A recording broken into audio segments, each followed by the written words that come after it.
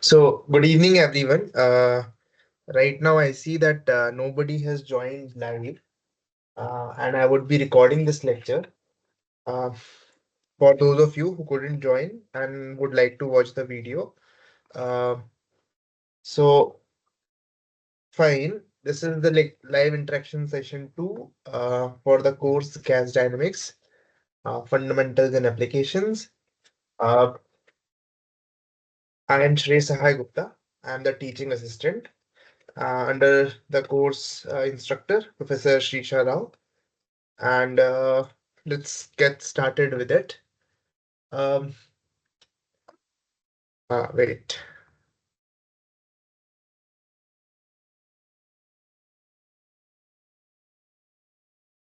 Hello, Adarsh. How are you?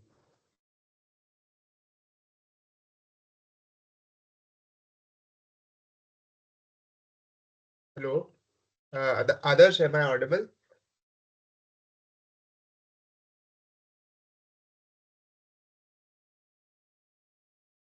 Maybe I'm audible. He's not able to unmute himself, or he is trying to. We'll see. I'll continue the lecture. Uh, Anyways, getting back. So we'll get started. Wait. So he has already joined, but he's trying to join again. Okay, maybe by the phone. Hello, Adarsh, am I audible? I see. He's trying to switch on the camera as well.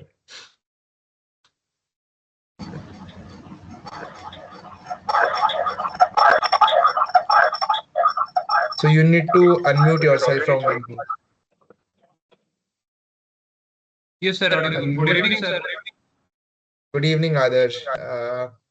Just yeah, great. You unmuted yourself from one device. Great.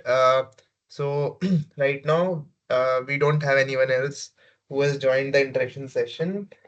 Uh, I had just started the lecture. I was just giving the introduction. I'll go ahead. You know about me, but Sir, for the double benefit, voice audible. my voice is not audible, is it? Now audible. Double voice It's is audible. audible. No, please type in what you're saying.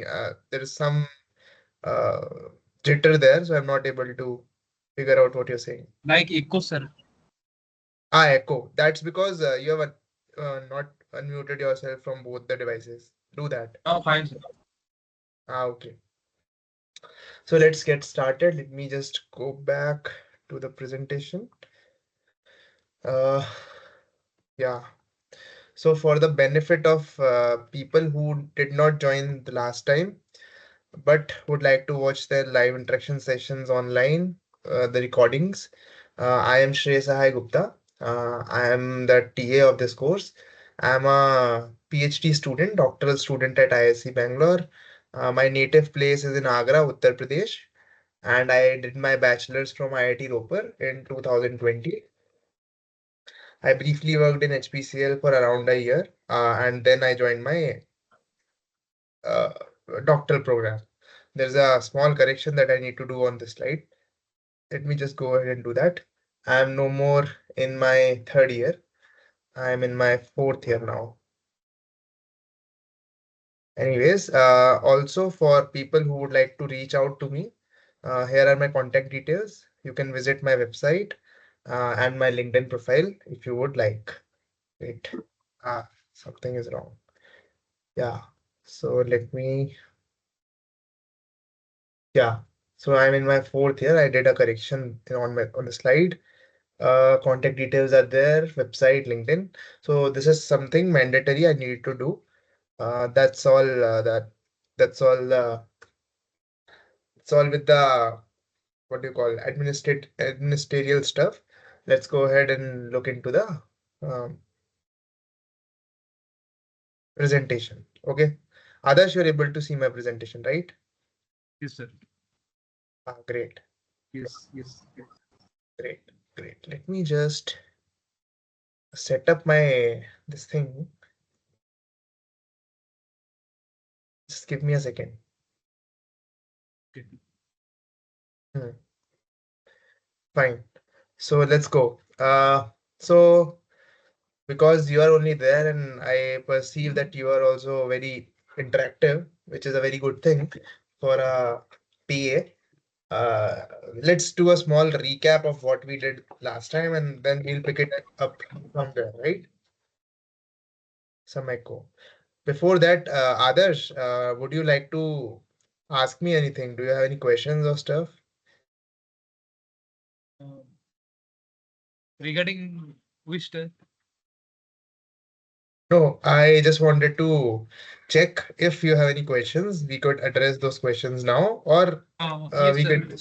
I have some Uh, question related to assignment. Please give some hints. At the last, sir, I will ask. later on, is it? It's from assignment one to both. Okay. We Uh, can go over those if we can start with that. See, the idea is to answer your questions rather than do what I have been planning to. It would be better if it is a small question. Let me know if it's a small question. You can frame it in a sentence or two, and you can speak. If it's a long question or something, then you can type it out. Okay. yes, sir. So I'll wait for your doubt. Meanwhile, I'll go ahead and just do a small recap for the benefit of people watching the video, and then we'll pick it up. Okay. So last time there was a discussion that we had begun on the whole idea of gas dynamics, what exactly lies under this umbrella of gas dynamics. And we saw that gas dynamics is just another name for compressible flows. Uh, well, uh, Adarsh, do you know Yes, sir. why gas dynamics imply compressible flows? I thought I'll just ask this question. Can you uh,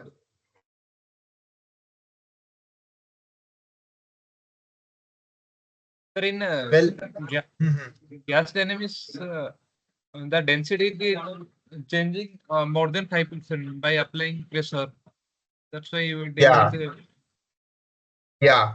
So maybe the name itself comes as a in contrast to fluid dynamics. Fluids, although imply both liquids and gas, uh, we very seldom see any compressible dynamics happening there. And if someone would want to distinguish especially compressible flow from fluid dynamics, someone can say gas dynamics because gases are are much more compressible than liquids. So in that sense, we can that is why maybe they are called gas dynamics. Okay. Anyways, we saw that I made a statement that the energy equation and the momentum equations Mm. become heavily coupled in this regime.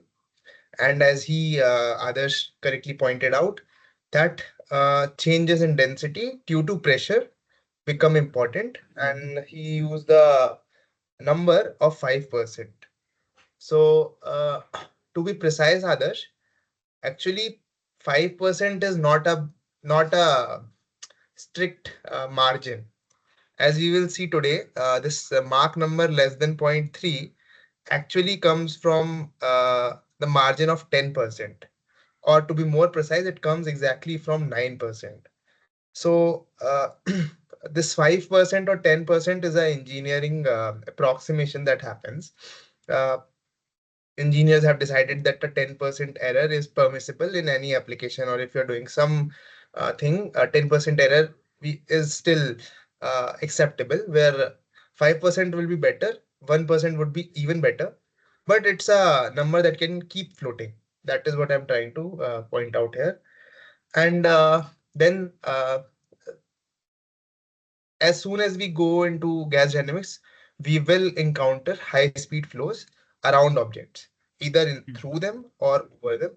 High speed flow are gonna come, and we'll see why. So why pressure induced changes in density are related with high speed flows is something I tried to hint down in the last lecture, and that is what we are doing. We are doing a recap, so I just wanted to point that out. The interesting thing that happens in gas dynamics is that it defies some expectations uh, which we developed from in study of incompressible flows. So there's a very sharp shift from the incompressible fluids, whatever we have learned, whatever we expect would happen in compressible flows, uh, very sharply these expectations change. Okay, so for example, for the first time in fluid dynamics, we will encounter discontinuities. Then there are cases where if you have cross-sectional area increasing, we know from incompressible flows that the flow decelerates. So if you have increasing in a diffuser, the diffuser of a incompressible fluid would have increasing cross section. Cross section. But as we will see, the flow accelerates if it's in certain range. If it is possible to accelerate the flow even with increasing cross section. That can happen. In supersonic. Then you can have yeah. You have any question? No, sir. Okay, great. So fine. Then friction can increase flow speed, or which is very counterintuitive, even for people who have been accustomed with gas dynamics. And also heat addition can also decrease flow temperature. So very weird things are gonna be seen as we move forward in this course. Okay. Now there's a interesting. We can actually show the fourth point. Just thought of discussing this as well. The fourth point can be mathematically shown. We can see why these things do not happen in incompressible flows, and suddenly why these like at what boundary or what exactly changes when these when the flow becomes compressible flow, or when the density changes are important and stuff like that. So we'll see that. Basically, I'm trying to hint at the sonic limit. These things are going to come when the flow is supersonic. So discontinuities also come after the flow is supersonic. Flow accelerates again when it's supersonic. Friction increases again. This is all the this is all when the flow is supersonic. So that sharp change can be shown mathematically. Not like we will not do it quantitatively. We can also do it. Sorry, we will not do it qualitatively. We can also show it quantitatively. And this is something that sir will cover in the later weeks. So be with it. Now, I also realize I promised to. I was discussing some vague things. I was making some big remarks, and I was not able to justify them in the last lecture. So I'll do them today. Okay. Couple of things. So let's read on to this line. This is something I wanted to again emphasize the definition of gas dynamics. That okay. So yeah. So I made some big remarks about that pressure. The remark I made, let me write that down. Let me see if I can use the pen.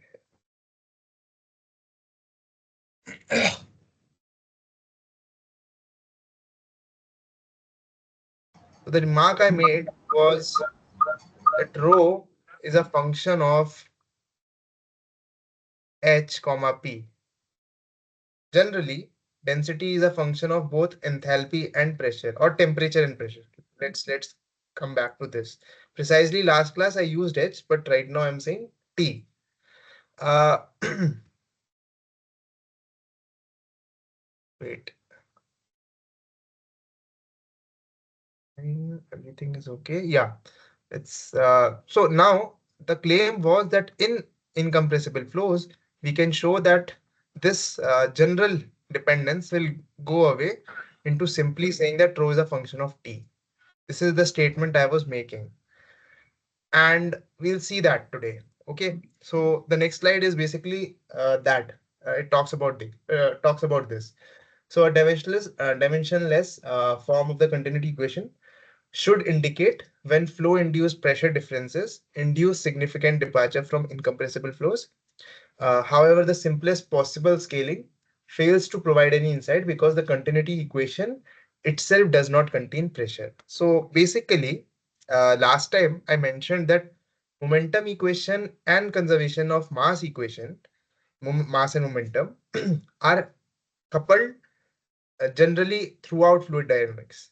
But and so it becomes unclear as to why in only in compressible fluids density changes are important, and because we expect density to change even in incompressible fluids, we like it's not straightforward, right? Like, let me ask Adarsh only.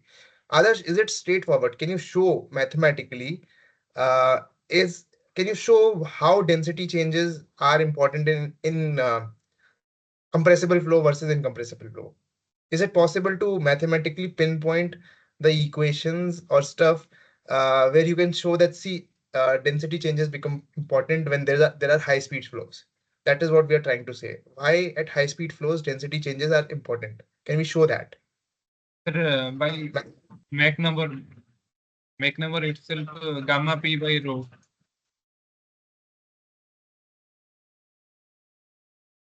You're saying gamma p by rho. Gamma p by rho, I think, is speed of sound, isn't it?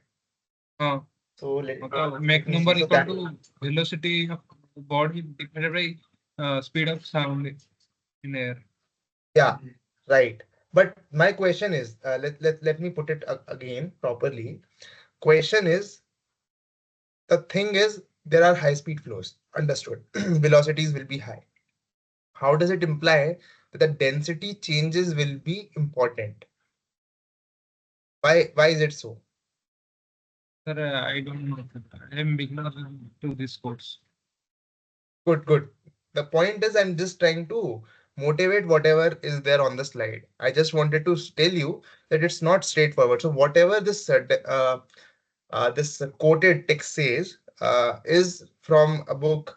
Um, the point is that it's not straightforward. That is what it says. See, it says that simplest possible scaling fails to provide any insight, because and that is the whole point. It's not straightforward. So we'll see. So let's move forward. So as he said, there is a speed. This is the speed of sound. This is the general relation between the speed of sound. That isentropic change in pressure and density is related by speed of sound. Okay. Um, Now we write the conservation equation. Others, you are familiar with this form of the equation, right? Yes, You have sir. seen this equation. This is mass conservation. Uh, what is this equation? Uh, what have we done here?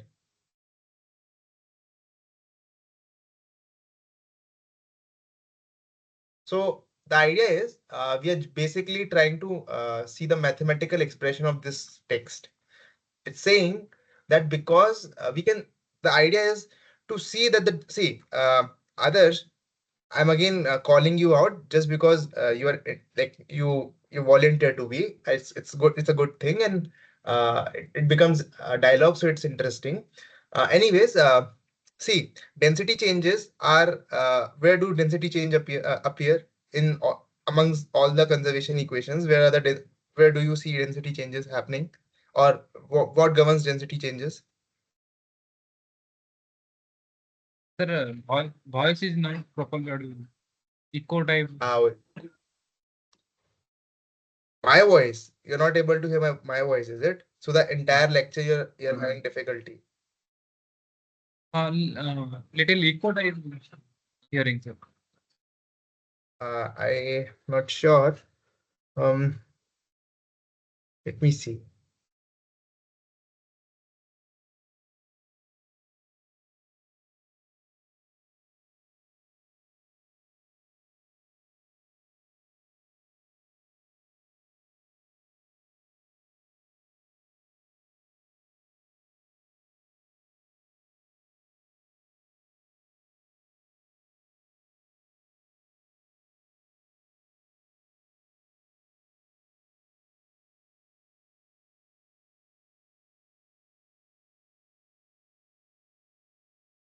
I don't know if it's better now. Is it better now? Metal. Is it better now? हाँ, Okay. So my question is, see, the aim is to explore how high speed flows um, are are implying that the density changes are important. That is the intent of whatever discussion we are having right now. We are Um, still in the recap of the last lecture, um, and in that attempt, what we'll do is uh, we'll break down the problem. So we want to see density changes. What conservation law defines or governs density changes? uh, Continuity equation.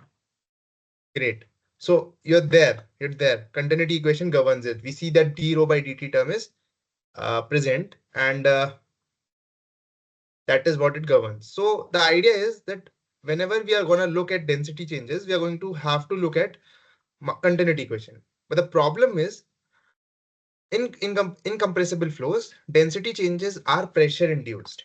Okay, that is also something that we'll see. I'll show that to you. Okay, in an incompressible flow, density changes are pressure induced. Pressure um, themselves, the pressure variation itself is a feature of flow. So pressure differences come from the they are flow induced. So see, flow induced pressure differences. Okay, so it's a kind of, you can say, flow induces pressure difference. Pressure differences changes density. Although they are heavily coupled, you don't know what. Um, you can't just say that flow changes affect pressure and pressure changes density. They're all coupled. See, if density changes, again, flow is gonna change. So it's all in a circle. But if we cut the circle from any edge, and then it becomes a straight line. So in that sense, we can vaguely say that the flow is inducing pressure differences, and pressure differences themselves are changing the density. Okay, density. that is the whole idea. Hello. Yes, sir. Audible. Did you understand what I said? Uh, Density change Great. is a function of pressure change of the flow or flow induced pressure Yeah. difference. Yeah. Sort of. Uh, Yeah. So now, okay, coming back. So, okay, I need a third screen now. Okay, anyways, uh, hmm. So, uh, now because pressure does not appear in the continuity equation, we do this operation. We write density change in terms of pressure change by assuming that the flow, whatever is happening, the process, whatever process is gonna happen, it will be isentropic flow. There's a good reason to say that. There is a good reason to say why whatever process is going to happen will not generate any entropy. hmm. Or well, and we are also assuming that there is no heat transfer also, because heat transfer happens, entropy changes. So right now for a iso well for a adiabatic flow, it's Adios. reversible also. That is what we are assuming right now. It's isentropic, so reversible and adiabatic. Okay, with that assumption, we can move forward. Otherwise, we have to again redo this whole affair again. So now pressure appears in our governing equation. Okay, now we see that pressures are related with density changes with this equation. Okay, sorry, this equation, the speed of sound.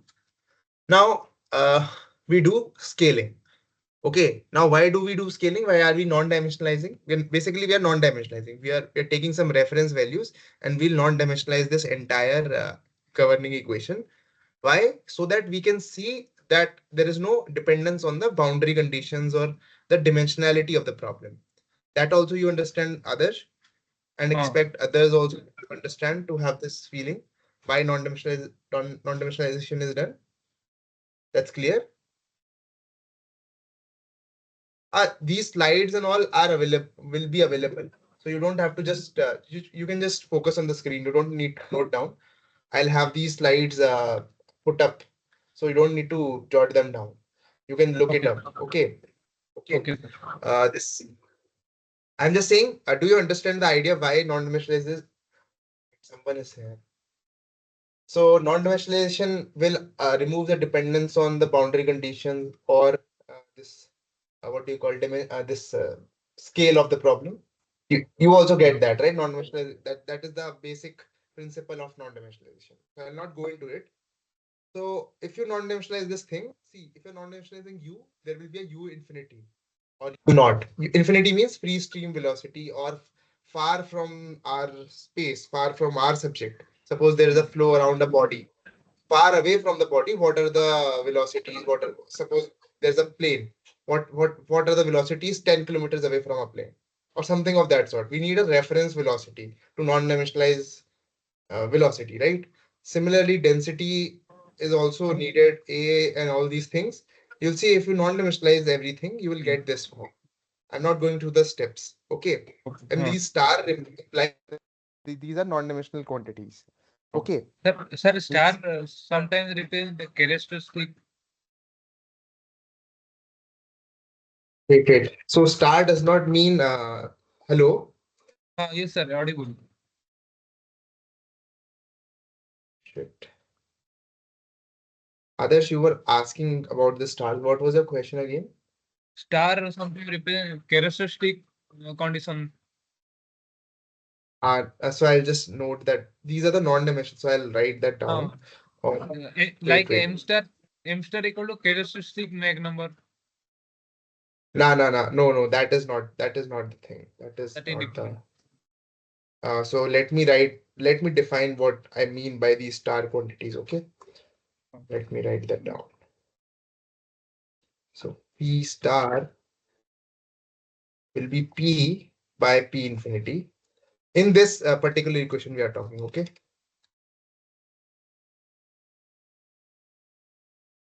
Now you get the point.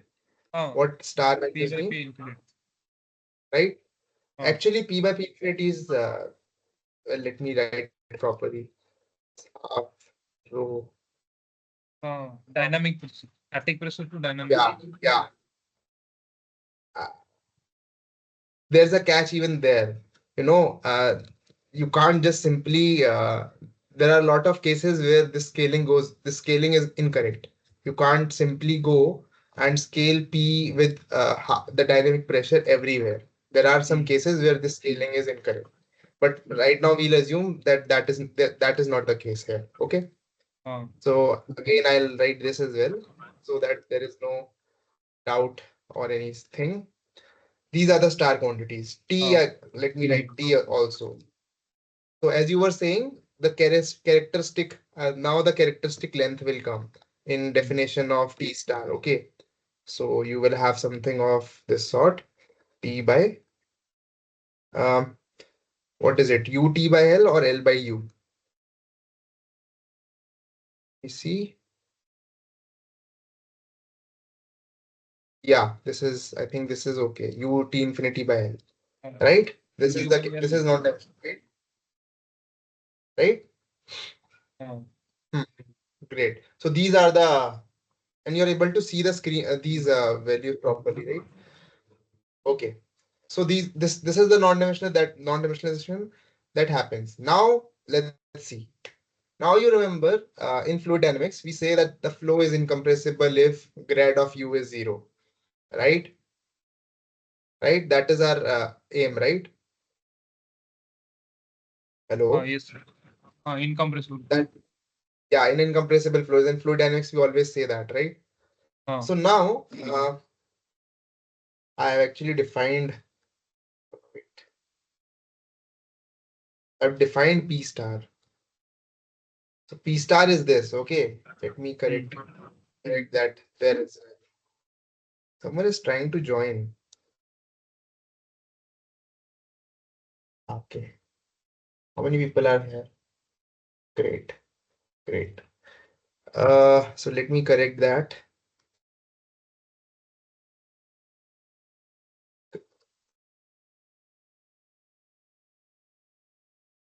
Yeah, let me correct that. Again, what is P infinity? Adarsh, P infinity is the far stream pressure away from that airplane or whatever we are looking at. Away from it, what is the pressure? It's a definition, so we don't need to worry about this. But anyways, okay. Now, let's move ahead. Okay. Now we'll make an assumption. We'll assume the change in pressure with temperature time is of order one. What does that mean? It means, see, this derivation, whatever I'm doing is no, will derive the condition that for incompressible fluids for incompressible flow, Mach number should be less than 0.3. We'll see that towards the end of this derivation. Okay. Uh, what is implicit in that derivation, what is not being explicitly said, is the fact that that condition is only true when dp by dt uh, is of the order 1. What does that mean? Of the order 1, that it is not scaling with any other. So pressure change, a pressure, how should I put it? What do you understand by this statement? Do you have any understanding of this statement itself? Others, do you understand it? Or maybe others who have joined. Do you understand this statement, or do you have any understanding of it? What does order 1 mean? Recommend means uh, differential pressure having the linear relation with time. So you're basically saying that it is a constant. LP. Loosely we can say that. Loosely we can say that, but that is not true. That, well, see, loosely yes. It will be the point is that it can be any number. It can be a large number. It can be a small number. But whatever it will be, it is not deciding. It's a imposed condition. You see, um, uh, think about flow in a pipe. Okay. Okay. In that case, uh, pressure changes with length, right? So as you go in the direction of x, right? Pressure scales. Yeah. So in that pipe thing, del p by del x is a constant. Yeah, it is negative and it's a constant, del p by del x, right? And so we know the pressure will scale with the length, right? Pipe length. The higher the pipe, the more will be the pressure drop. No such scaling is there. There is nothing which is governing dp by dt. dp by dt is some value which is imposed. So what do you understand? Well, I'm complicating it. Right now, let's assume that dp by dt is some constant for this derivation, because then it becomes very complicated what this exactly means. Right now, we have not been there. So let's, but you can understand that what I'm trying to say is that pressure dp by dt does not scale with anything. It will be largely some constant. Okay. I'm not saying anything about the value of that constant. It can be a high value, it can be a low value, but it will be largely the same. It will not everywhere. It will be of the order 1. It will not change with the space in the entire space. That is what I'm trying to say. Okay. Okay. I'm not saying that it is an exact constant. It will not, but it will be in the same range. Suppose at the edge of the edge of airplane, at the nose, pressure dp by dt is 0.5, but at the end it is 10. Still this thing will be true, because largely speaking they are not very far away. They don't scale with anything. It's not like dp by dt is dependent on how long the airplane is, or how something of that sort. You get my point, right? Loosely speaking, it's a constant. Okay. So now, well, let's see if this is an order 1. This is an order 1. Okay, so what do we have now? The governing equation, this equation that we have, what does this become? I'll delete this, or let me, yeah. So what do we have now? I'm saying this is order 1. Okay, so I'll right now substitute it as 1 only. You see what I'm going to do now. And rho star is also order 1. That is also we are saying that rho will also be rho. Wait, what is this?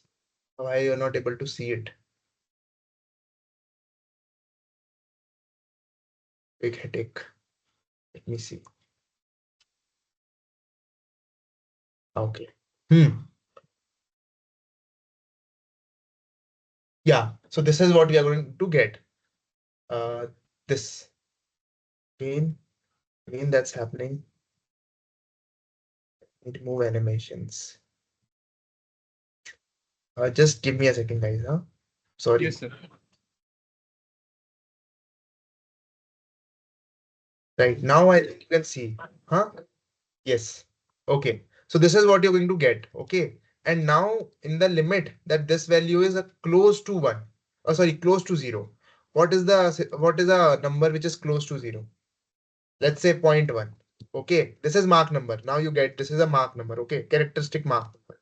So this will be M infinity. Loosely speaking, this will be the Mach number of the flow. Okay. Now, if this value is less than, if this value is 0.1, let's say. Okay. 1.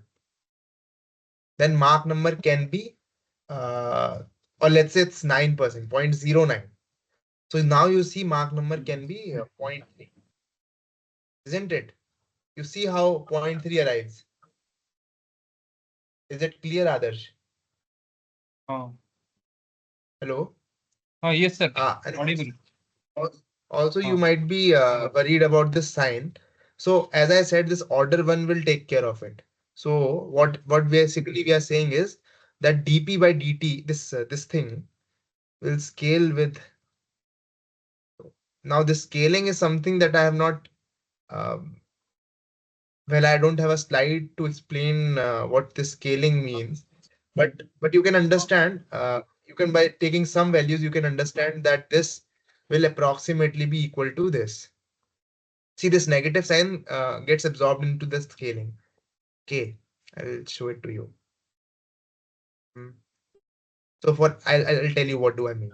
Let me just let me tell you what do I mean. Okay. So this will scale with this variable. Sorry, this term. In a pipe flow, I'll explain the scaling by this pipe flow thing. Okay. So in a pipe flow, what happens? I'm just to elaborate what I mean by the scaling. I'll use the pipe flow thing there. Okay. So that will be delta P. Scales with L by D half.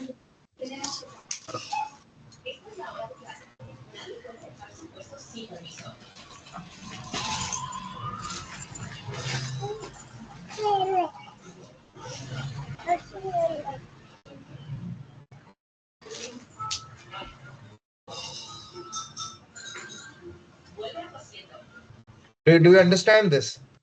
Do you see this? Oh, yes, sir. See, I've done scaling. Now no, del P will be negative. Del P will be negative. This quantity is positive, but still we can use the scaling thing there. You understand this statement? You understand? You might be worrying that Mach number should be Mach number square should be would be a negative if we just simply go by that 0.1 logic or 0.09 logic. Then we'll don't worry about that negative sign because it's similar to how pressure scales with half this term. There is a simply an F which comes, right? There Yes, is an sir. F comes, right? It's minus del P is equals to minus F, right? So Oh, this minus sign gets absorbed into this symbol. So that is something. There's a mathematical and see. And now I'll show you this. What does that scaling mean? Okay. See, del P equals to minus F by L, right? Right. Now open Moody chart. Open Moody chart. F, the value of F depends on a lot of factors. But for a specific case, say for a pipe, for a given pipe, someone please unmute themselves. Guys, can mute you. Yeah. So again, as I was saying, hmm. So I was saying, see, in a Moody's chart, you will see F values varies. It will vary sharp. It will vary depending on the pipe length and stuff. So not pipe length, the Reynolds number. Why are you unmuting yourself, Ishak? Don't unmute yourself. Uh, unless you have any questions. Okay. Yeah. So I'll take Adarsh the name Adarsh is the name only.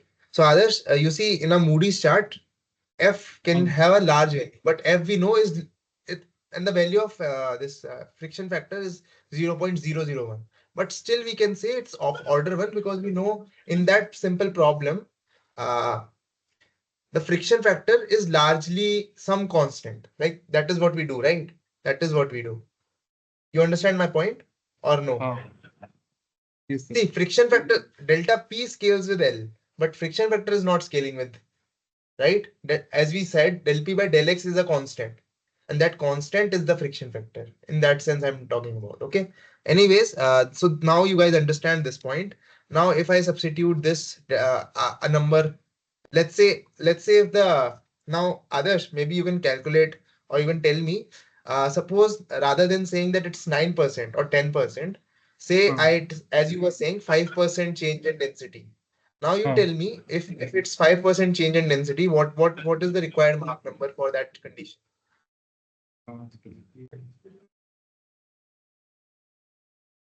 0.32. No, check it out properly. A given condition, or what are the given condition? So did you understand how we got 0.3 from this analysis? Uh-huh. That is by AR gamma. Oh, no, you didn't understand, I guess. Uh, Anyways, let me just go about it. So let me just you hear me out. Let's leave that. So see, others, if delta this if I want to imply that my flow the changes in density, because you note this term uh, is uh, is representative of non-dimensional change in density, because see it's this term will be related to 1 by rho d rho by dt. Okay, so this is the changes in density. Suppose now I want to imply that it is only 10%, changes in density is 10%. So now you write that m infinity square will be zero point 0.1. You take a square root of 0.1, you'll get 0.31 something. Okay, I'll do it here on my 0.31. laptop, and you'll see it will be 0.316 something. Rule of thumb is 0.09 you take, you will get exactly 0.3. Okay, that is how we get that rule of thumb 0.3.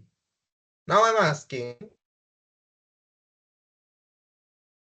it's say it's not 10% or 9%. If it's 5%, what will be the required Mach number for incompressibility condition?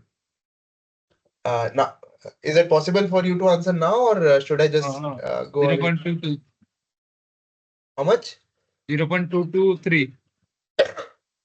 Great. Yeah. So we just take under root of this 0.05, we get 0.223 or something. But that is the loosely, that is, I just wanted to show you guys how does that 0.3 come. Okay. Okay, fine. Now too much discussion has been happened on this. We'll move forward. Yes. Another thing which I said was energy and momentum equation gets coupled. Okay. Now here, whatever we did here, there is no energy equation. There is no mention of energy equation. How is the energy equation coming? So I'll show you how energy equation comes. If you go back to your lecture, your books, fluid mechanics books, and you see the energy equation, this is the energy equation you will see. Adarsh, have you seen this form of energy equation before? You can simply say no. That's okay. Which type? Wait. So this one is not moving. Sorry. This one. Now moving. Yeah. Sorry. I'm sorry. This form. Yeah, I'm switching slides, so that is why I'm having trouble. Okay. Sir, this one, I think, sir, derived in class. It's derived in class, is it? Which is okay. I'll just quickly go over it. This is the enthalpy term. There is a pressure term also comes in. This is the viscous dissipation terms. This is the heat conduction term that comes in. Okay, this is the heat transfer. This is the frictional heating that will happen.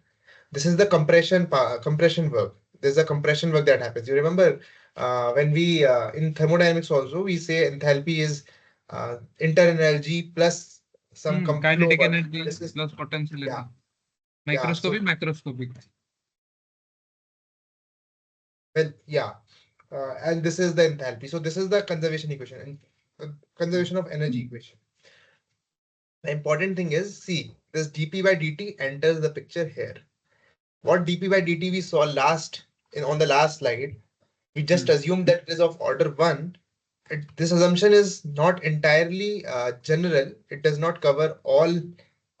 Wait, this this assumption does not um, talk about all the cases. There will be certain cases where dp by dt scales with L or scales with something. If suppose there is a heat conduction problem, there is a pipe where there's high speed flow in a pipe and you're heating the pipe. dp by dt will not be some constant. It will depend on the length, or it will depend on how much heat you are supplying and stuff like that. So this is a loosely that is why in this derivation there is no energy equation entering the picture, but energy equation do enter, and there's a role. There's a role for the energy equation to play. Suppose that's a good example. Mm, or maybe no. We'll move forward with this. Uh, so this is where energy equation comes in. The last claim I made towards the end of the last lecture was that in incompressible flows, uh, this is this equality this this approx equality holds in incompressible flows. But in compressible flows, you can't drop the pressure dependence of density on yeah, so you can't do that. So I wanted to show that to you. Okay, do you remember, any one of you remember this discussion we had last time? Yes, sir. And uh, what did you think? Was I able to show that to you, or did I leave it in between? No, Or you sir, don't it's remember? okay. No, no, I left it in between, so I thought I'll complete it today.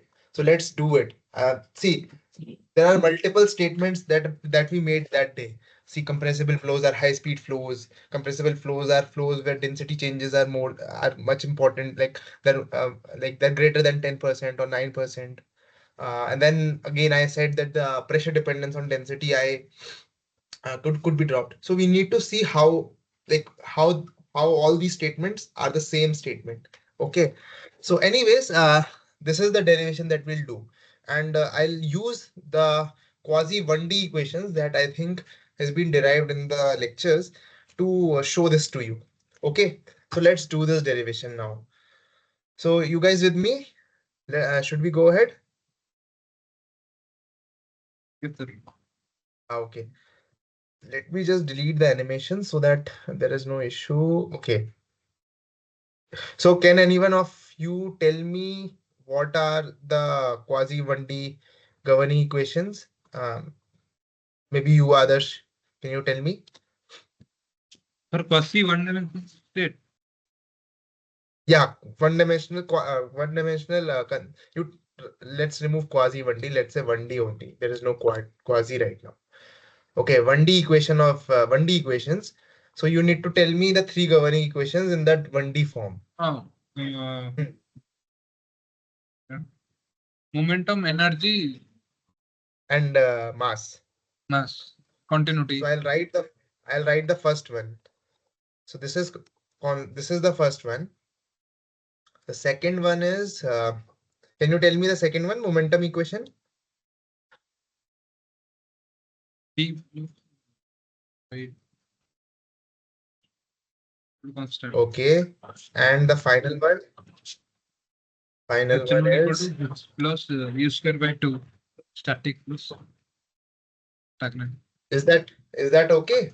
Have I written Uh, them correctly? yes, sir, it I've is written the simplest three. form. Yeah. So this is, from only using this, I'll kind of show that this thing implies. Now let me give you a good uh, disclaimer. This is not entirely true. So is uh, this one is not precise. Let's say this is not precise. There is a loose statement that we are making. We'll see the precise statement that we can make. Okay. Hmm. So what I'll do is, see, now let's differentiate this equation. Okay. So what will we get? The first equation, if we differentiate, We'll get, will we get this? Do you agree? We'll get Yes, this. sir. Hmm. Oh wait, I've written the same thing again and again. This is rho, this is u. So Is this you fine? now fine. Now fine. So now d rho by du is what? Minus rho by u. This is the first scaling. Now I'll tell you what scaling means.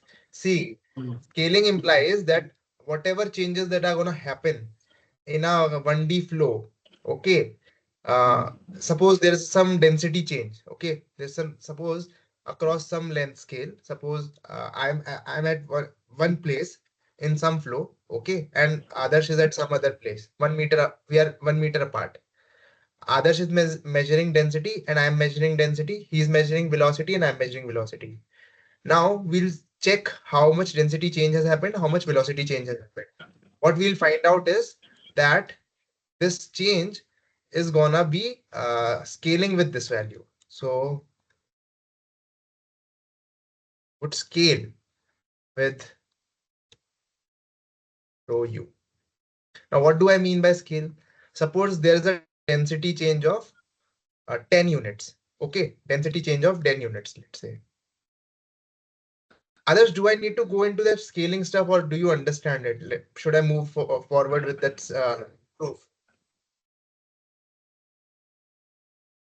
Hello?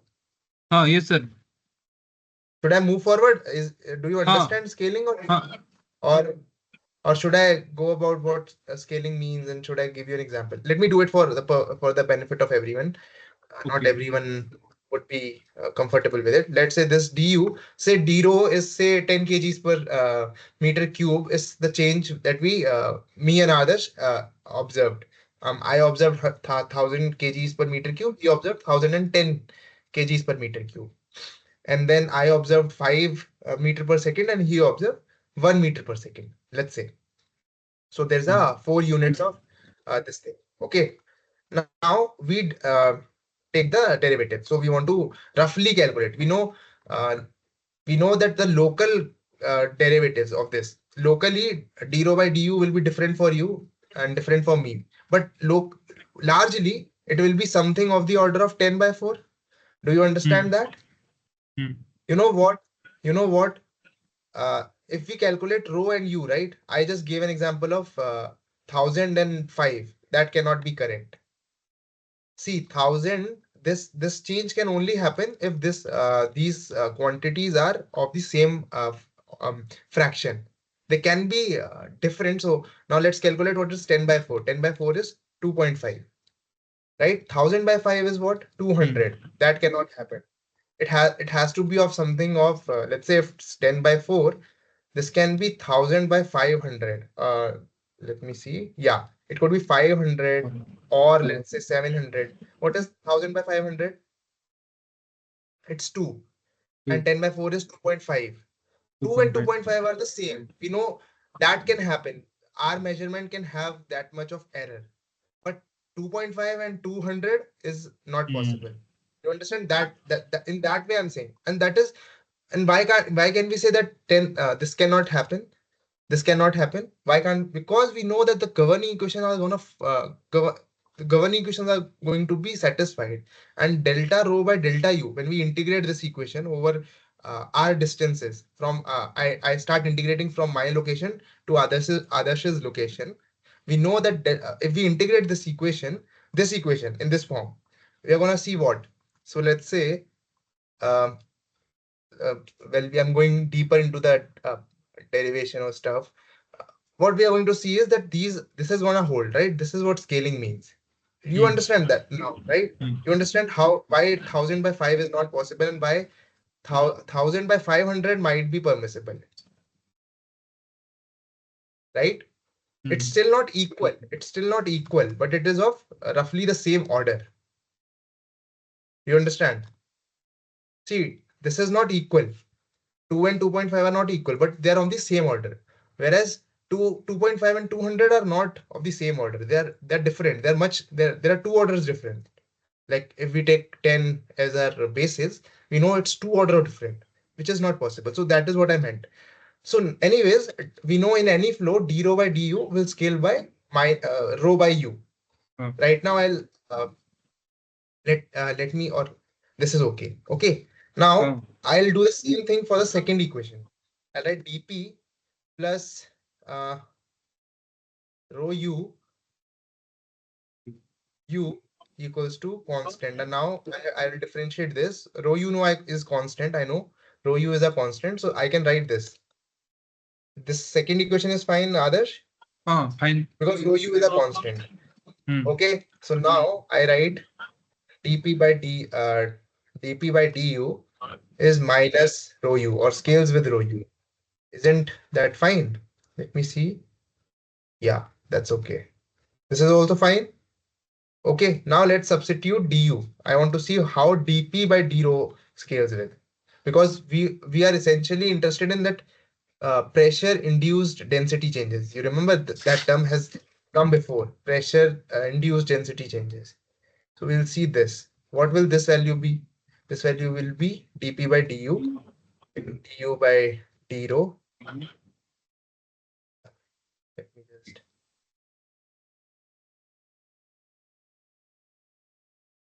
Okay, what will that be? Again, we are scaling, so let me scale it. Let me not put why is this happening?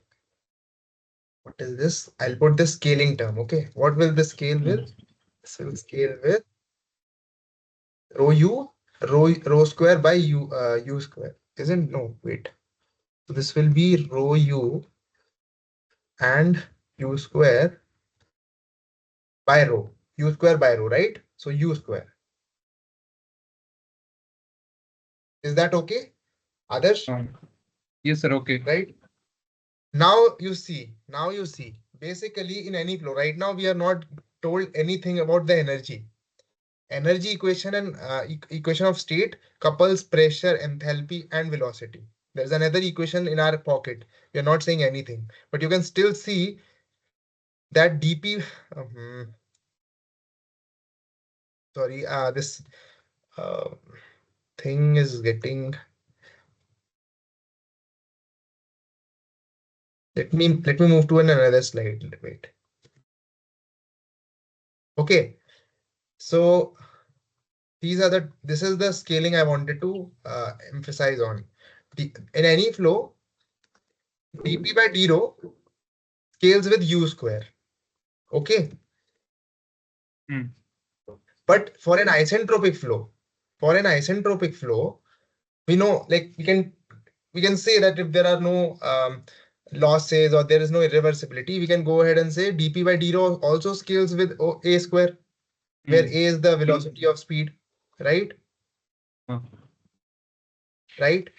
So now you see, this is a reference scale. This is a reference scale. See, dp by d rho for any this is a thermodynamic property of the fluid. Speed of sound is a thermodynamic property. It is not a flow property. You understand that as well, right? This is a If I want to see if dp by d rho is an important term, suppose uh, for a gas, if dp by d rho is 1,000 units. Okay, this quantity is a thousand units. Okay, for air, it's slightly higher than 1,000. Let me see. 340 square is what? So it's not 1,000. I'm sorry. Something some 10 to the power 6 or something, right? Yeah, some value. Let's say 1,000 units right now. Okay, but now I say that my u square. See, high speeds are coming now. If I say this, if I know my speed of the sound, speed of my flow speed is, let's say, 10. Let's say it's u is 10. Okay, u is 10 units. Okay, now I know u square will be 100 units only, right? So dp by d rho will be only 100 units. And now if I just see, so you get now, right? This is a reference. Let me.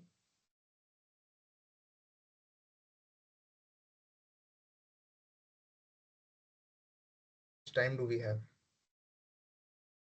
We have some time, no worries. Yeah. So now I know dp, where is it? dp by d rho will be of something of the unit of. So now you understand that it will be loosely speaking, it will be 100 units. Is there a problem with that statement? Do you have a problem with that statement? Adarsh, I'll ask you. No, sir. You understand that, right? Why it will be 100 units? Because dp by d rho scales with u square, Used right? with. But now I know for my gas, for my whatever gas I am flowing through, in whatever gas, its dp by d rho is 1,000 units. So largely speaking, it's not 100 units is not as large. Let's say this is one only. Let's say 10. The problem is right now I'm not, say u is of units of 1 units only. Now I know dp by d rho will be only 1 units, right? U square will be 1 units compared to what compressibility or well, yeah, compressibility I can say. See, speed of sound is related to the compressibility of the gas. Okay, compressibility means how much pressure you have to apply for the density to change. This is a thermodynamic thing. Okay, that you have to apply this much pressure for the density to change 10%, 20%, whatever. Okay, now you see for an isentropic flow, if let me say this way. See, there's a speed of sound coming, right? So when you speak in that fluid, you know that dp by d rho, the compressibility or whatever the speed of sound is, that sound wave is traversing through, is causing density to change on the orders of 1,000 units. You get that, right? Speed of sound is an isentropic um, wave, right? There is no entropy associated with the traversing of sound, right? And we know that the density changes will be very minimal, very low if there are no large pressure changes, because dp by d rho will be of 1,000 units, right? Here we see that dp by d rho is even much smaller, right? So we are saying that it is not, uh, the density is not even changing. Compared to this, the density will not even change, right? See, I'll show it to you.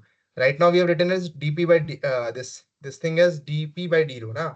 That is why also it might be not, it might be not intuitive.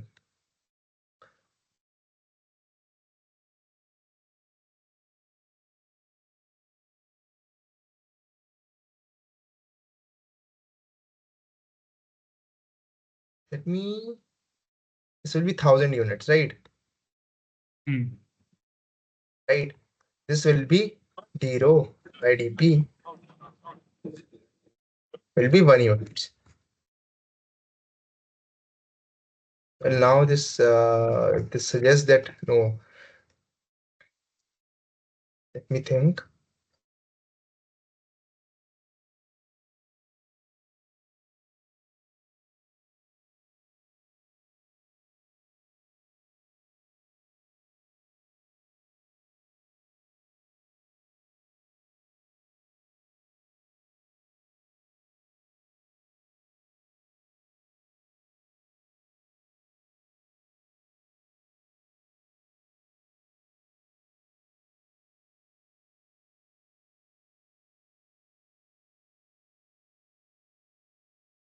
Well, now it gives an impression that no, this is a incompressible flow. But I'll tell you why. Let me just go and see. Del rho by del p is 1 by u square. Wait.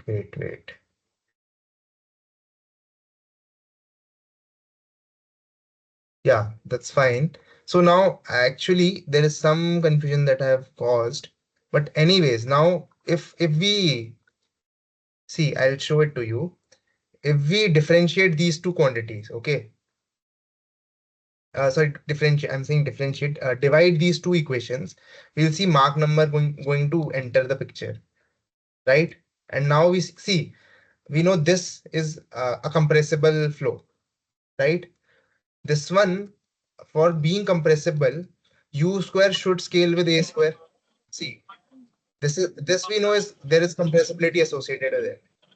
Okay. But for this one, for this, well, I've not put it correctly. That is why that is the problem here. Wait, I'm admitting someone into that.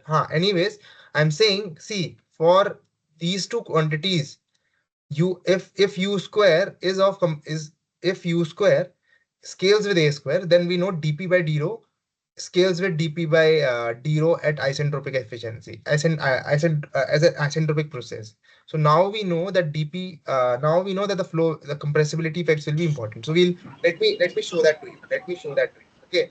Let's Chak, please unmute yourself. Okay, let me show that to you. Okay. That will require us to go one step ahead. This right now gives an impression that, oh, this is an important aspect. Let me remove this. Hmm. Uh, can you Others, can you tell me if you can tell if this equation is familiar to you or not? Okay, whatever I'm writing. Where, sir?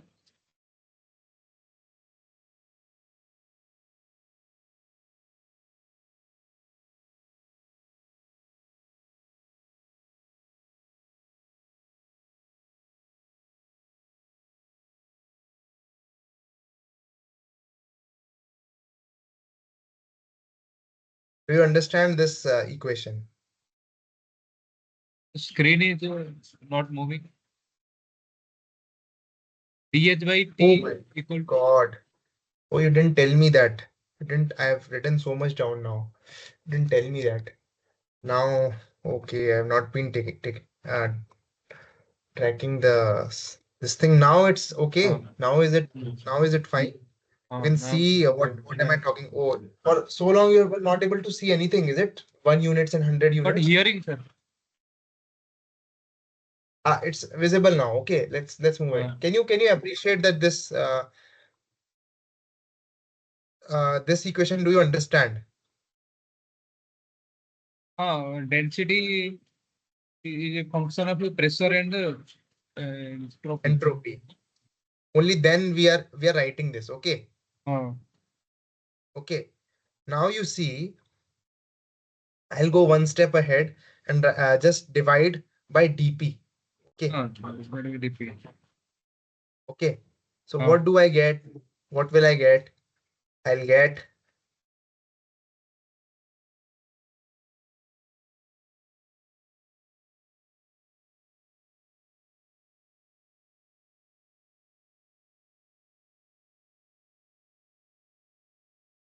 mhm,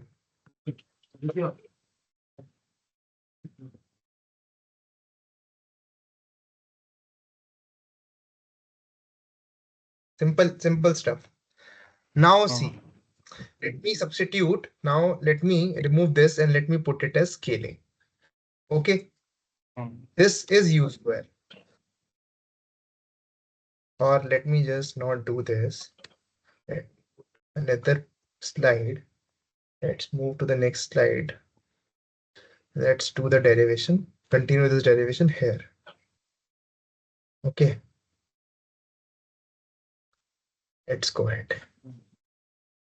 Okay. This term scales with a square.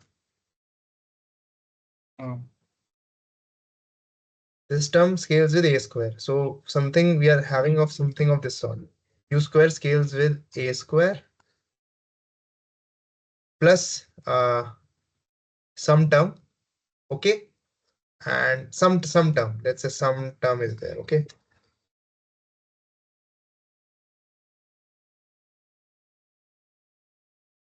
Yeah. Suppose now I'm saying suppose. Okay. Suppose u is much less than a. Okay. Then what will happen? What will happen is the d rho by dp will be much less than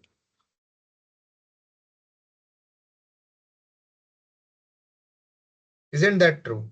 Let me think. No, no, no, no, no, it's not true. It will be opposite. Wait. Yeah, that's correct. Why? Why? Can you tell me why that is true? Adarsh, you're there with me. Yes. I'm having this lecture only because like on your support, I'm taking constant feedback with you from you. So now you see why that will be because 1 by u square, as we saw in this slide also, the previous slide also, 1,000 units and 1,000 units. So I got confused myself. But anyways, coming back, you see this will happen because this will be 1 by u square, this will be 1 by a square. Now because u is much much smaller than a, 1 by u will be much much larger than 1 by a. Reciprocal. Yeah, reciprocal. What does this imply? What does this imply? What does this imply, Adarsh? Can we write this now like this? I this is what I'm going to write. This implies, let me, what does this imply? I'll just show it to you. Sorry. Does this imply that dp by d rho is can we simply write it this way?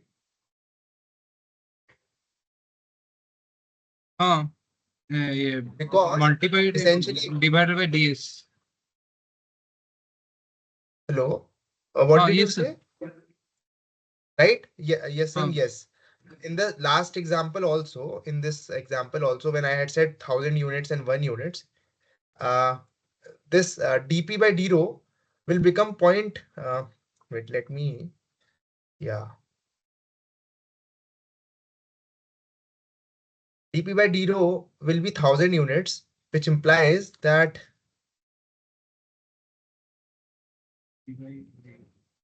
rho by p will be 0.001, uh, right? Whereas dp by d rho was still unity uh, from the previous slide. I'm just saying because u was order 1, mm. right? So we can say that dp by d rho is this Yes. term is, we can simply say this is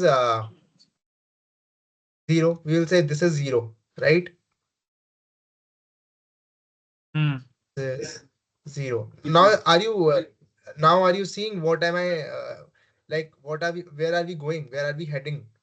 Yes, This sir. can be taken dp by easy. d rho entropy constant is negligible. What does that mean?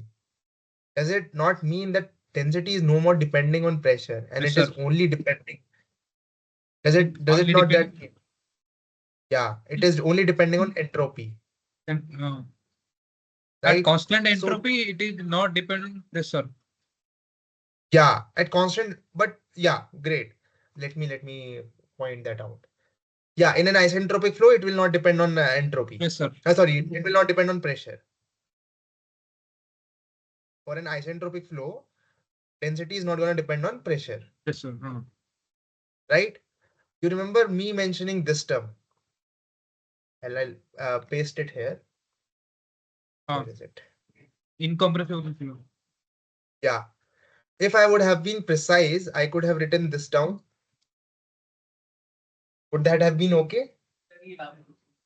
Density is So, of only entropy, it's not a function of pressure if it's incompressible flow. sir, Do you get my in compressible flow, we do not read about in fluid mechanics how density flow change with entropy. It does not. But think about it.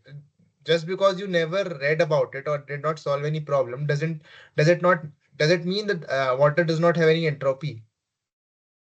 Think about it. Does liquid water, you solve problems with pipe flow. Pipe flow is a Uh, very common example. Does it mean pipe does not have that water does not have entropy? Thermodynamically, entropy is always there, right? And uh, entropy is a fluid property. Property. Just because we do not solve anything around it doesn't mean entropy is not going to be there. By doing this derivation, I just wanted to show that if the U is much, much less than A, it implies that density is no more depending on pressure. That is what I wanted to show. Uh, Because we can remove this dependence. That is what I wanted to show. And mm, now, loosely speaking, because that is, just see, we cannot imply. Or let me not put it that way. Right now, I'm just saying that pressure dependence has dropped down. Okay. The pressure dependence will become important if U is of the order of 1. If U is the, sorry, if U is the order of A. Say, see, if U is the order of A, it implies, what does it imply? It implies that d rho by dp will be of the order of uh, rho. Sorry, rho will be dp d rho by dp will be order of d rho by dp at isentropic conditions, right? So now we cannot drop this pressure dependence term. Now it's not possible because we know that it is a good good chunk of it, right? Suppose this would have been u square would have been uh, 30. Let's say u was 30 units, right? U was 30 units. What will dp by d rho be in that case? It will be 900 units. Now putting these things into this above equation, this equation, let me, yeah, in this equation, now 900 units, if we put it here, we know this is 1000 units. This alone term is 900 units. Now we know that this term is no more unimportant. This is a very important term. Earlier, let me erase this. Let me erase. Earlier, what was the situation? Sorry. Earlier, the situation was, what was the situation earlier? Earlier, the situation was,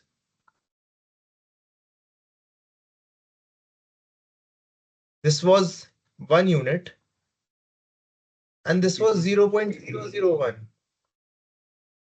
So the only contribution was coming from this term. Pressure density was only depending on entropy.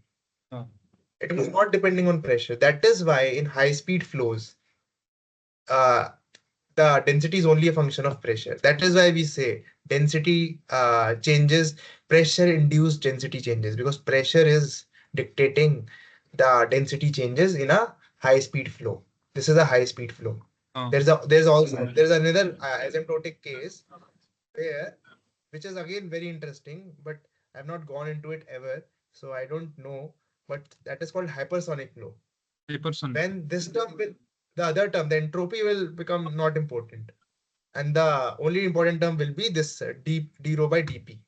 So a lot of things fails there because then the state of the fluid also, it becomes plasma and stuff. So hypersonic, and we'll not go into that. So let's leave that because u much greater than a is actually not possible.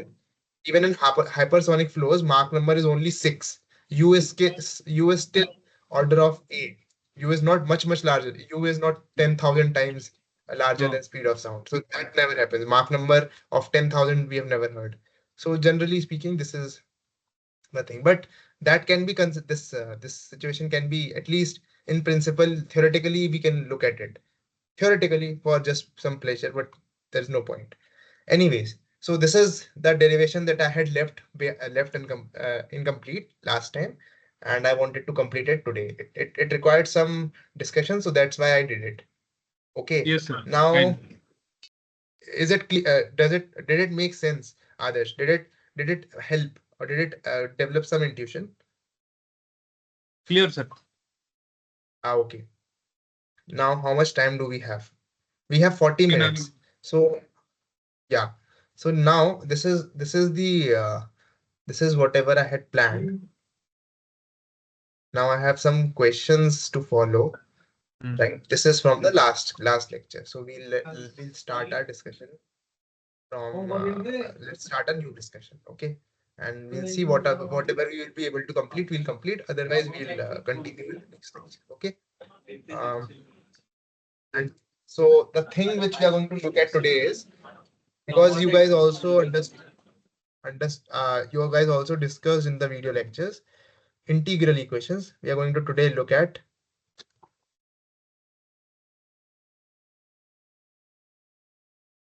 applications of integral equations. Okay, let's go. And the application we are going to consider is thrust per jet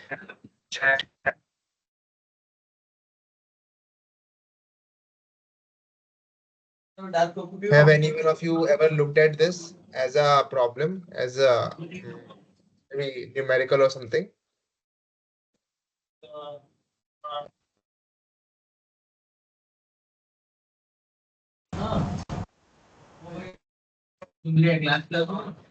Let me do one thing. I'll take a small quick break of less than a minute. I'll just come back. I'll go use the washroom and I'll come. Okay. So you can, yeah, I'll just come.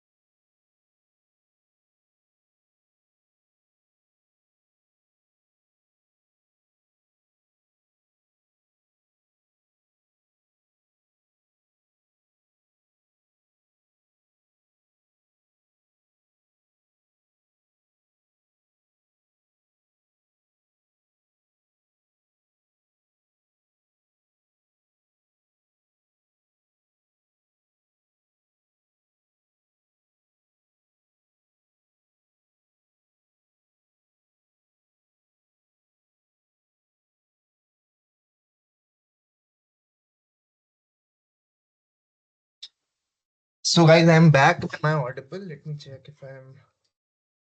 Did I? Yeah, I'm audible, I guess. Uh, I think Adarsh is not here. Uh, yes, he is. Anyways,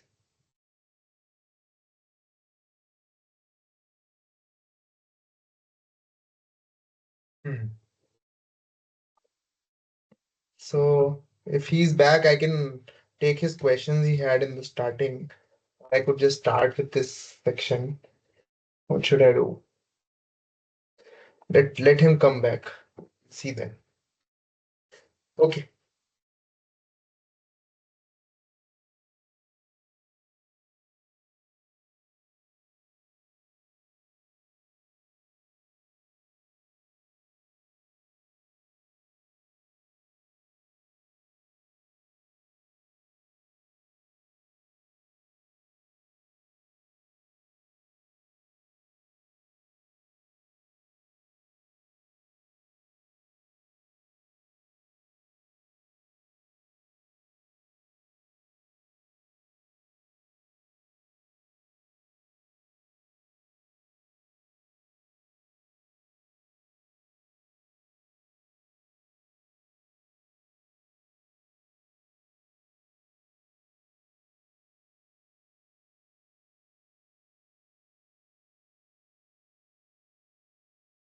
Huh, he's back. Hey Adarsh. So you also went for a small break, huh? Good, Uh, good, good. You can finish whatever you are having. Then I thought I can take your questions before starting a new section. So I'm not sure if we will be able to complete it in the today's session. I thought maybe we can do your questions if you have any. Um, is that okay, or should I continue with this section? Sir, at the last, we discussed week one and week two some difficult questions because sir did not solve difficult questions put in assignments. So I would not solve. You don't have any questions prepared, is it? Sir, what's it? You do not have any questions prepared. You don't have any questions for me, is it? Is it Uh, is it the case? for third calculation. No, no, no, no, no, not for third thrust calculation. This is something which I was gonna discuss if nobody had any questions. If you have any questions from assignment one or assignment two, as you are saying, we can discuss those. That is Huh, what I'm proposing. at the last. We can do it now because again, some discussion will happen, so it will take at least 20-30 minutes. So at the last, if you can do it right now, then I'll continue if it finishes before. No?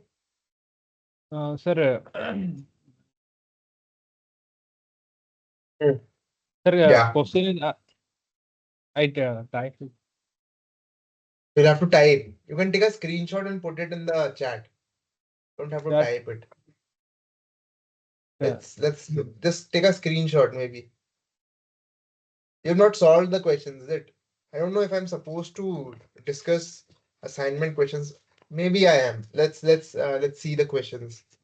Let me also open on my screen. What assignment one and assignment two is it? Let me check. So question assignment two.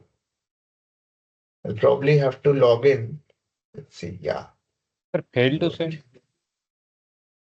Can you get a screenshot also? Would be better Screen for me share also. You shared a screenshot, is it? is showing failed to. You I shared my screen. you can't. No. Okay, that's also fine. Let's see your screen. Great, It is great. I visual, sir. multiple people can share their screen, is it? Is that possible? I'm not sharing my screen anymore. I think. Anyways, yeah. Which question? Consider a thermally perfect gas. Uh, This one. Whose specific heat at constant pressure varies linearly with temperature. You can unmute yourself. With temperature in the temperature range, Cp is this, the reference term is this, at which enthalpy and entropy are taken care. Find the specific heat at constant pressure. Okay. Find the specific heat at constant volume. Thermally perfect gas. What is it? Hint DH equals. Oh, no, I can't see it.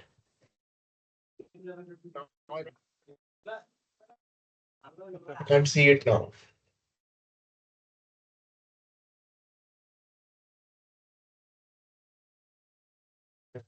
sir, Hmm. And the specific. No, no, don't. So you know pressure and enthalpy. HRF and SRF is fine. What is the issue now? sir, how to calculate the specific heat at a constant pressure? It's given no A naught and A1 is given. You have to plug in the temperature. You all see. Okay.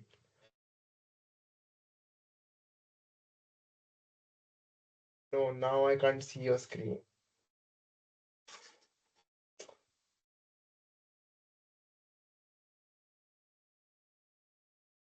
Yeah, sir. Yeah, now I can see. So what's the issue? Sir, I calculate the specific enthalpy H equal to Cp delta T. Yes, Here, limits are given 300 and 400. 300 and 600. So I integrated. How to Show calculate the 600. Where is 600? uh, There is 600. Okay. In the temperature range. No, but temperature? see, but you read the line for the condition T equals to 400 Kelvin. Pressure equals to 1 atmosphere.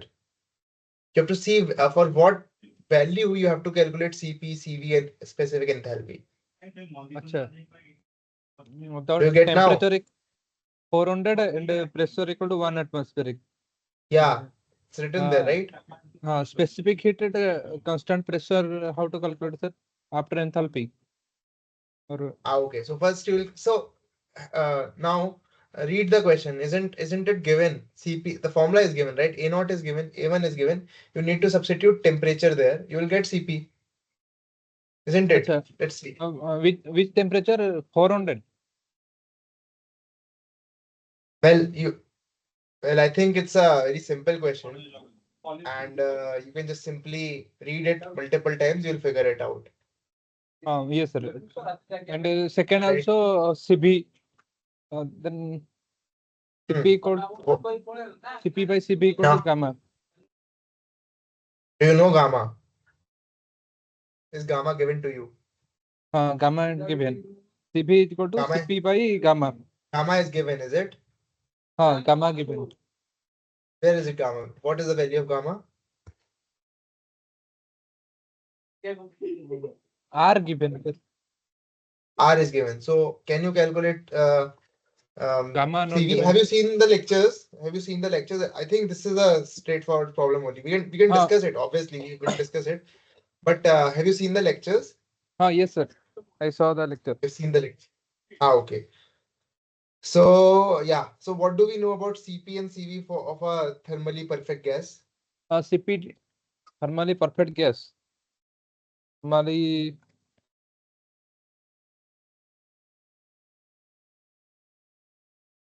Sorry, I'm seeing in the wrong screen, but well, yeah.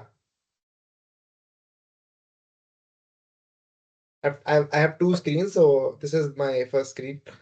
okay. But I'm seeing on the other screens. I'm looking at the other screen right now. Yeah.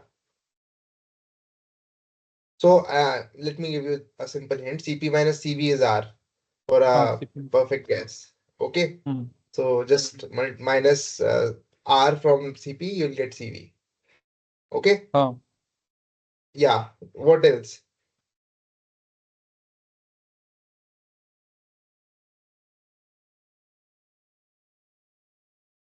Oh, no, no more questions. Put something in the chat, is it? I didn't see. Wait. Let me check. Why hasn't it come here yet? See failed it. to send. Okay, sir. I Failed to will send. do that. Okay. CB also R by gamma minus 1. No. You're so uh, Adarsh, the gamma thing Yes, is sir. fine.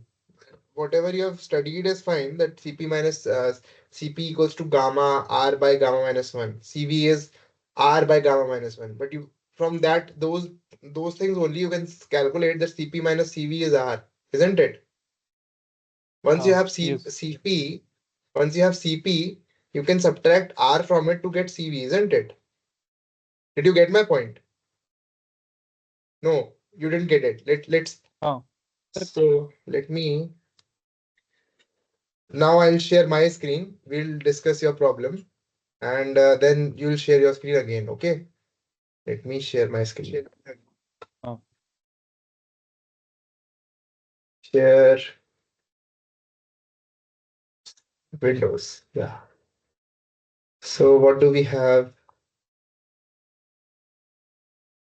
So for a wait.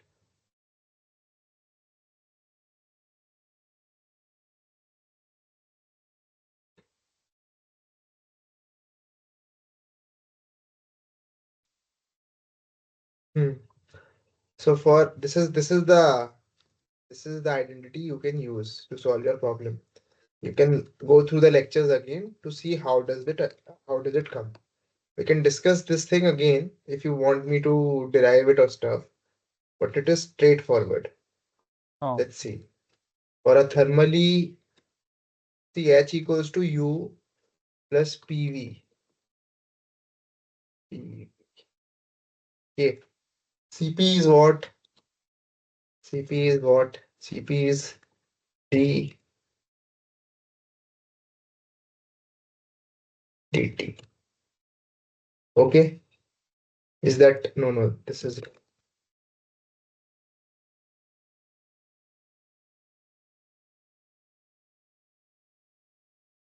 I think sir discussed this part, isn't it? Good. This is fine. This is fine. Now for a thermally perfect gas, H is a function of T. U is a function of T. T. Um, In fact, we can also write PV equals to RT. So let's substitute here, right?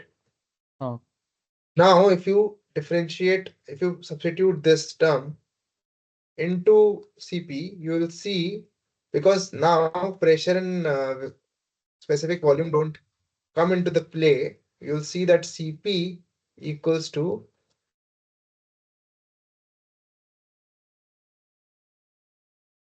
isn't it? Yes, sir. Will you see that happening? Will you see that happening? But I have a question for you, Adarsh. Now that we are discussing this If part, we, I have a question. sir, Hmm. RT, how the Ah, possibility? yeah.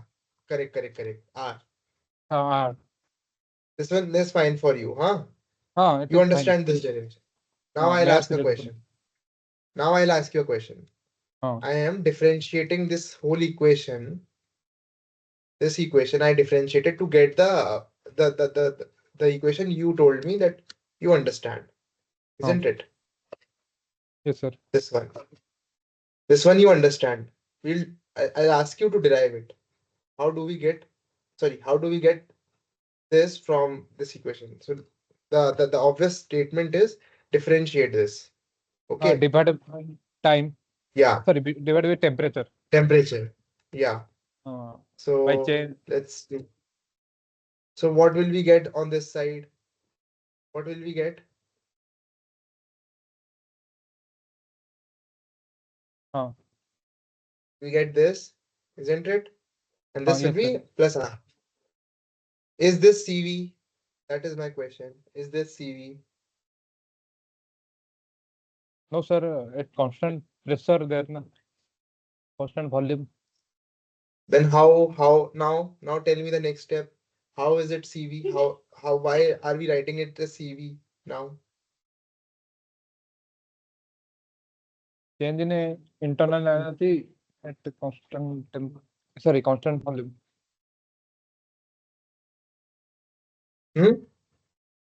The No. del U by del My T at constant volume equal to CB. yeah, but my question is, you told me that you understood this derivation. You said yes, isn't it? Uh, Right? You said yes, sir. You understand it. Now I said okay. I tried to derive it for you. Now we are stuck. We are at this position. This is correct, isn't it? Or should it be V now?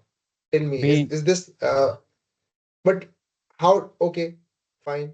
Let me write that.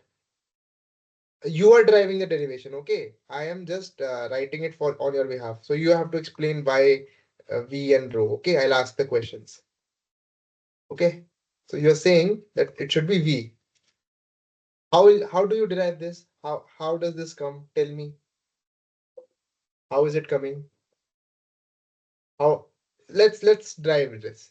Forget about it. I have this, whatever we had this. Let's derive this, Adarsh. Okay, let's Sir, do from it. It will be first a good of exercise for you. thermodynamics. No, no, wait.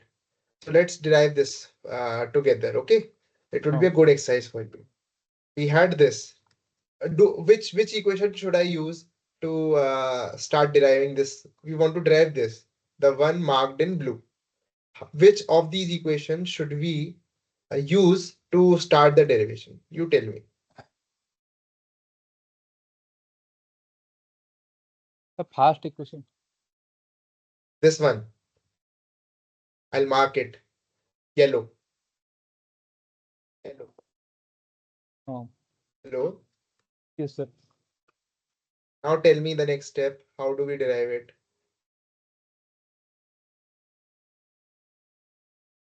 Tell Sir, me the next step. H equal to Cp delta T. U equal to Cp delta T. You're saying, interesting. Cp Why? delta Can you T. tell me? CP delta T. Why? Can you tell me why? How? So now you For have said calorically good, perfect gas. good Adarsh. Good Adarsh. Very good. So you're saying H equals to CPT, U equals to CBT. CVT. Is it true for a thermally perfect gas? True, sir. No, no, it's not. It's not. If you use this statement, you will never be able to calculate Cp and this enthalpy. Why did you to calculate a specific enthalpy, you integrated it? Why did you integrate it if H equals to Cpt? Simply use Cp multiplied with T. Why did you integrate it? Tell me. What are you missing? See, this Change is in not a enthalpy. fundamental equation. This is a this is a simplified equation. In certain cases, this can be true. Only in certain cases. This won't be true. You understand? The very Yes, sir. fundamental equation which will be correct for every gas, yeah, for every gas, for any gas, is this statement. Not even, it's not for, it's for the real gas also. That's true for real gas also. Now if I integrate it, okay, now if I integrate it, can you tell me, now can now I gave you a hint. This is hint. We'll mark hints in green. You use this. This is wrong. We'll mark this as in red. You tell me, uh, can now, can you derive, can now, that I've given you some hint, can you say why, this is fine. This is correct. Let me put this also. Whatever you said here was fine. So Sir, H was H, let me write that down. H um, equals to CPT was in fact correct. But why? That is the question. sir, for ideal, Actually, no, wait. Well, that is also not correct. Let me, yeah, it's this one is also incorrect. Huh, you take, go ahead. Sorry, I'm interrupting you. sir, You tell me. Hmm. Cp into delta T equal to del H. So H equal to U plus RT. No, I didn't. Can you go ahead, go again? Sir, Cp equal to del H by del T at constant pressure. Then Yes. by uh, by cross multiplication, Cp delta T equal Yes. to del H. H equal to U plus But RT. no. But the problem here is, uh, are we saying that the pressure is isentropic? The pressure is isobaric? Okay, let me write that for you. You are saying what? See, I am trying to tell you that you're making a mistake here. Okay, Yes, that is sir. what I'm trying to say. Okay, this is what you're Hmm. saying. Hmm. But this is under a big condition. I'll write that big condition here, which something with that you're missing. This entire thing is only true if the process is isobaric, Isobaric. right? Or Uh, no? yes, sir. Can we write dH equals to CPDT? Simply this. Uh-huh. Simply this. Can we write? Can we? That is my question. Uh, You see other equations also here. There are some other equations that will help you.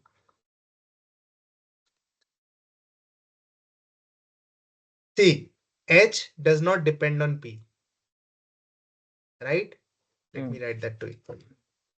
H will will generally depend on P and T T. or Hmm. other variables also. But we Uh, know they are, it's not dependent on P and T, and it's only a function of T, isn't it? uh, So no matter if it's an isobaric pressure or isobaric process or not, dH will only be CPT dt, because this thing, given H is only a function of T, you can remove this identity, right? uh, You get my point now? Or is there is still, I've not properly justified it. Did you get what I said? Okay, I'll show it to you. See, the general statement is, I'll tell you what it is. Uh, Suppose H is only a function of pressure and temperature, okay? hmm. It's a function of pressure and temperature. The general statement is, this is what you write. Cp dt plus, you write this. Now you will have to, now you'll see what is the general thing. Do you understand this equation? This is the general equation, true for anything, isn't it? Hmm. Yes, sir. But we know this term is zero. This term goes to Uh, zero because H is not a function of P. uh, This term, yes, sir. isn't it? This is zero. That is Hmm. why we are able to say dH equals to Cp dt. Yes, sir. Simply from this equation, we can't, let me just now come here. Simply from this equation, we can't imply that. that dH equals to Cp dt. We have to imply that H is not a function of P. Okay, Yes, sir. fine. Now we are halfway there. So dH. So now we know. Acha, one more thing. We have said that dH is Cp dt, not H equals to Cpt. Okay, because Cp is not a constant here. You understand? Yes, sir. Right? So we can't simply say H equals to Cpt. That is No, a very wrong. That is wrong. That is incorrect. We that is can't say the that. Only 0 degree, that can only theoretical happen. degree. See, when no, If that the will reference happen. frame, See, let's see when H is equals to Cpt. uh, When will that happen? When href, you integrate this above equation. uh, Only in certain, we can write this only in two conditions. Cp has to be a constant, first of all, which we know in given that question, Cp is not a constant. Second, at t equals to 0, H should be 0. Href should be 0. reference. Well, that is fine. But the thing is that Cp should be a function of, Cp should be a constant. Only then we can write H equals to Cpt. For your case, when Cp is not a constant, dH is Cp dt. You can't substitute H equals to Cpt, first of all. Now let's find. Now this much is done. Let's go ahead. Let's derive the remaining of this part. We need to derive this. We used this. Now what to do? Sir, just tell hints, sir. I will do that. You Integration part. want me to stop? Uh, Which integration? no, sir. That CP is a function of a plus t b t square. That given a, sorry, a plus b t square. Yes. That I will So you want derive, me to sir. but right now we are discussing how to derive this using this. This is the aim right now. Uh, Batao. Tell Likewise, me. H is a function of pressure and temperature. Similarly, internal energy also a function of pressure and temperature. Yes, From that, we correct. can also derive. What tell me what you will write. U is a function Is of it okay? Is it T. okay that I'm interacting with you? I'm questioning you. Is that fine? That's Fine, okay, sir. no? So tell me what will you write for you? Del U by del T at constant temperature plus Constant temperature del U by or pressure and del U by del P at constant temperature dP. Then will it be constant? Okay. So okay, fine, fine. Tell me now. Okay, now uh, what what what to do about this? then del U by del P constant pressure it is 0. Okay, Sorry, good. it is a function of volume and Ah, good. So temperature. volume and temperature. Uh, This is what you're saying. Okay. So you are saying du is this uh, T then plus this term is 0. uh, Okay. And this thing is CV. dt CBD. Fine.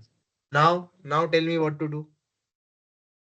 Now it's just one step, one more step, and we're done. U minus U reference equal to CBT minus CBT reference. Do we really need to integrate this equation, or can we differentiate this equation and be done with it? You're telling me to integrate this, which is also one way. I'm saying, Uh, or let's do your way. Good. Let's do your way. Integration CBDT. Let me see. uh, So integration you have to do.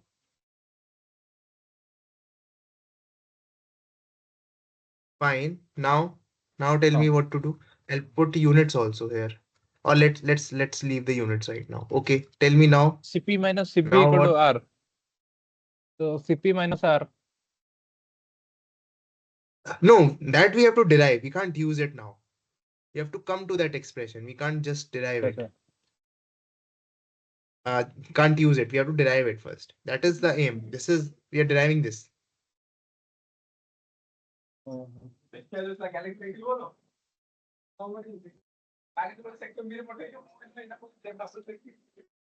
Come on, tell me. So one simple way to do it is, let me just go ahead and do it for you. Finish it off.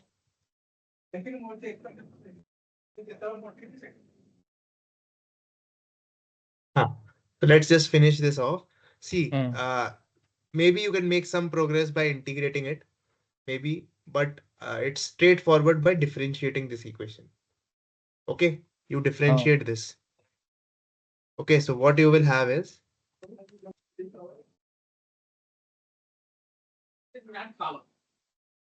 dH, du, and dt. Isn't it? Ah. Wait, let me erase this part. If I erase it.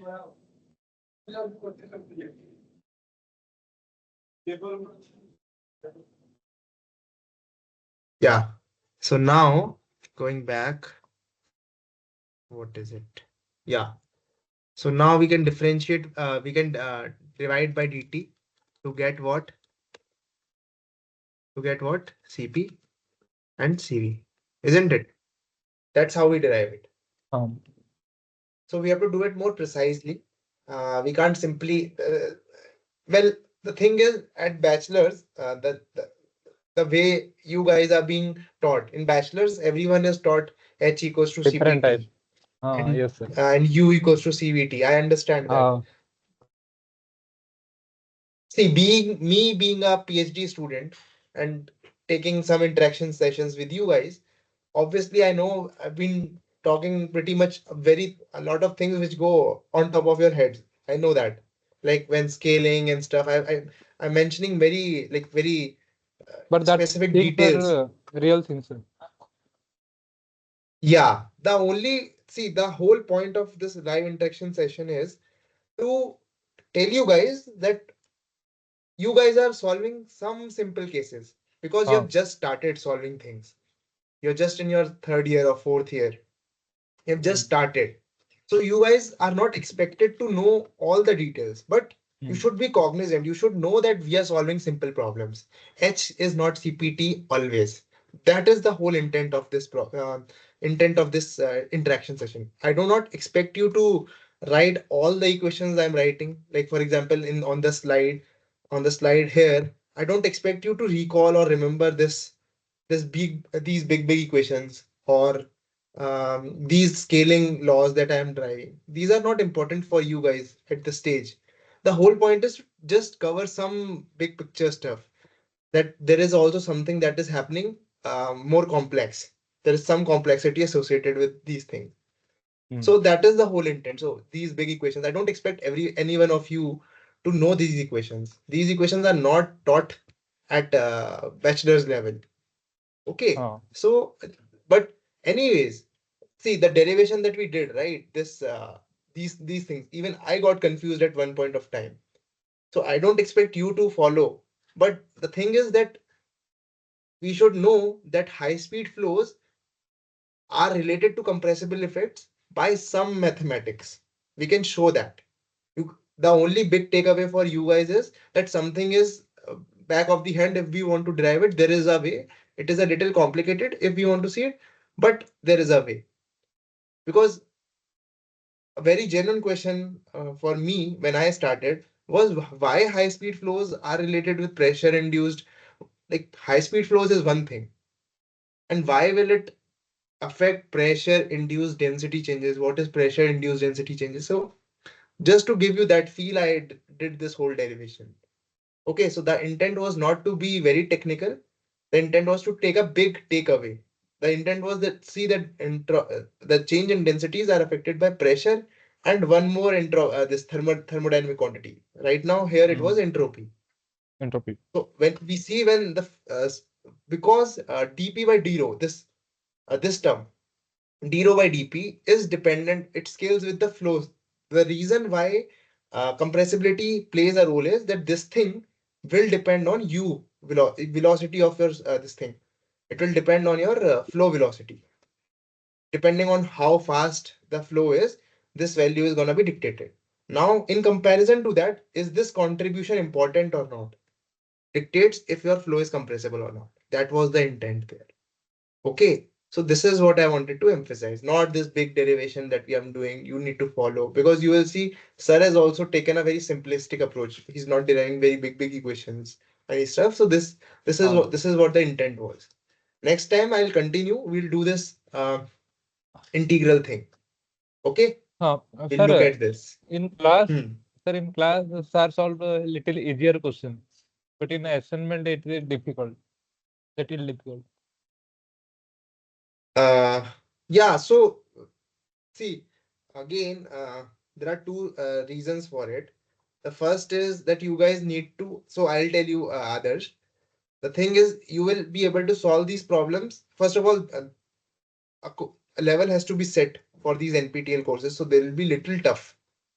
Okay, Oh, that is one. You are expected and motivated to do some research, some not research. Go through the books, see what equations you can use, search on the internet, find out a solution. It is not going to be straightforward. First is that. Second is it is uh, the second thing is, well, if there is a very difficult question on your way, you should and you're not able to solve it, leave it, ask it in one of our sessions. We'll solve it together. The third important thing is you should continuously watch lectures, like for the questions you asked. I'm oh, pretty sure it would be in the lectures. But the thing is, because we as students want to go through the lectures to get the essence of it. The thing is, if we watch it repeatedly, we'll see that somewhere this sir would mention briefly something, and oh, that is how you will solve that problem. So hmm, you have to you keep going through the lectures again and again. You will find somewhere some questions will be solvable by those hints or some discussion that sir will do in the lectures. So oh, that is also a very plausible thing to happen. So because if we go one time, we are ought to miss certain parts. That happens. Even if we go twice, we'll still miss some parts. Thrice, four times, you will see that you have properly um, gone through the lecture, everything that sir has discussed, and then you will be in a better shape. So yes, sir. that is also an intent. Okay. So Sir, I otherwise, I opt, am always there. You can ask sir, me. I Yeah. opt this course as a college semester course. I did not take a Yes. semester course. Yes. Yes. So, So yeah, I know this is a first time for you. I think sir is also teaching it very pretty easy. It's not easy. very tough. But So assignment are yeah, little high level. you can ask me those questions if you would like. Yes, sir. Next time, prepare the questions you have. We'll discuss Uh, them first hand. We'll not yes, sir. discuss whatever I have prepared. We'll discuss whatever you have. So this is what the live interaction sessions are meant for. So don't worry. Okay. We can help you guys. Okay. So I think Okay. that those three questions now you will be able to solve, I guess, Now I can isn't solve. it? Uh, Okay. So I think now we are out of time. So I'll stop uh. also. Yes, sir. We'll meet Okay. next week. So it was great. Today you interacted very well with me. Great. Thanks for joining and amazing.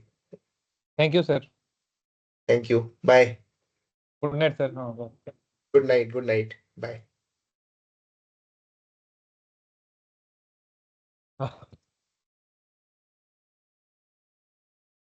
Yeah.